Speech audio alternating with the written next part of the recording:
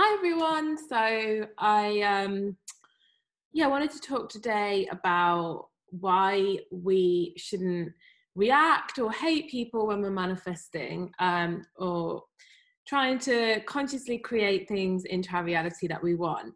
So basically, when we want, this is why I personally at this point believe that it's so much better just to go straight to the end and to live in the end.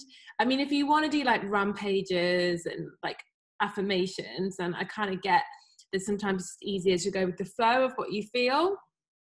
But if you have so many different manifestations going off, you don't know whether your manifestations happened or not, because if your manifestation is like a house or to be wealthy or to be with a specific person, let's say you want to be with a specific person, and then you're also kind of manifesting that you want to text and you want to hear from them and you want this and you want this, then you're kind of like putting so many different things out there. I get that sometimes you just want to go on a rampage and you just, it's kind of easier just to say certain things, but on the whole, I really have like shifted into understanding why Neville teaches about living in the end so much. And I believe he has a story as well about how, due to the actions of a criminal which should have annoyed him, it meant that he got his manifestation of free movie tickets.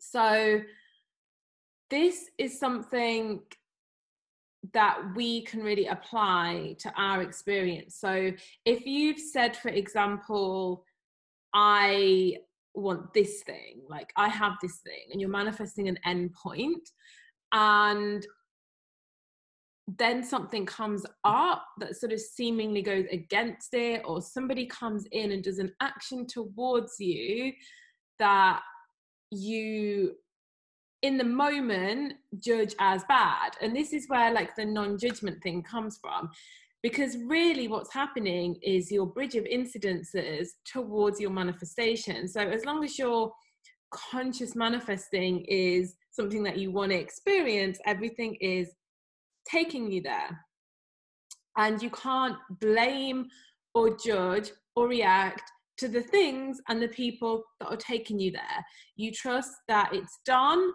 and these things are taking you there. So for example, I'll use myself as an example. So from a really young age, I really wanted like what I would now maybe call like a twin flame union. I wanted like a very specific type of relationship that was like a union. I felt it from a very young age, from when I was like 14. So I never really wanted to date anybody because I had a very strong feeling of the type of love I wanted to experience. It was completely equal. It was, absolute best friends, like huge chemistry, that it only grows deeper. Basically how you would describe like a union, let's just say. I didn't have any terms or words. It wasn't spiritual. I just had a very deep feeling of what I wanted. So I put that out there into the ether, that this is what I want. So then the consciousness that is, our highest self, or not our brain, but like the higher consciousness takes us on the path to get it. I set the seed.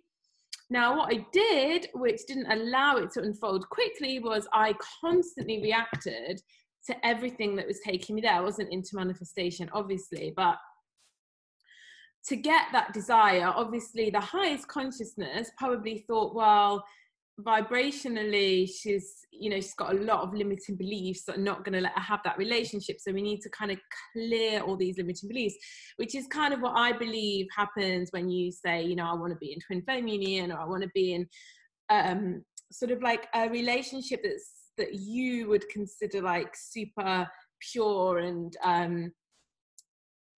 like to have no kind of limiting beliefs in it. Then you have to shift your limiting beliefs. Like you have to kind of become what you want. So it's going to be like, well, the quickest way for me to get her into that relationship that she wants is for her to get rid of all these beliefs that are stopping her from having it now.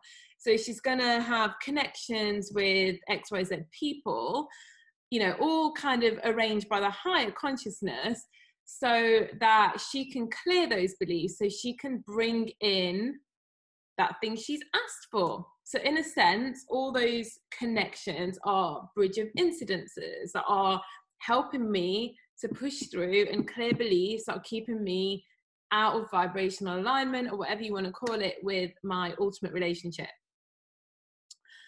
So when I start to react to all those bridge of incidences, then I'm kind of slowing my own process down by a long way, which is what we all do in life. That's what life is. You know, we could just have our heaven on earth, perfect relationship, perfect job, like loads of, like everything would just be here if we didn't have blocks, limiting beliefs, resistance, just call it resistance in the way. So when you ask for a thing or a person or a type of relationship or whatever you want to ask for, the bridge of incidences begins to bring it to you. And if that bridge of that includes you having to drop resistance to it, so whatever way it needs to take you through that journey, it will. And if you start reacting to the things and the people that are showing up that are basically moving you on your way to get the thing that you've asked for, then that's when you start to slow everything down. And this is why manifestations can be instant, or they can take years. It's really just to do with how much resistance you have to that thing. So actually, once you start living in the end, you might actually notice they take a little bit longer. Like if you're just manifesting a text or £10, you don't really have a lot of resistance, so you can get those things pretty instantly. You can also get really big things instantly, but if you have a lot of resistance to that thing, then it's going to take you longer, only because you have to clear through that resistance that allows you to really bring it in. And the bridge of incidences will take you there.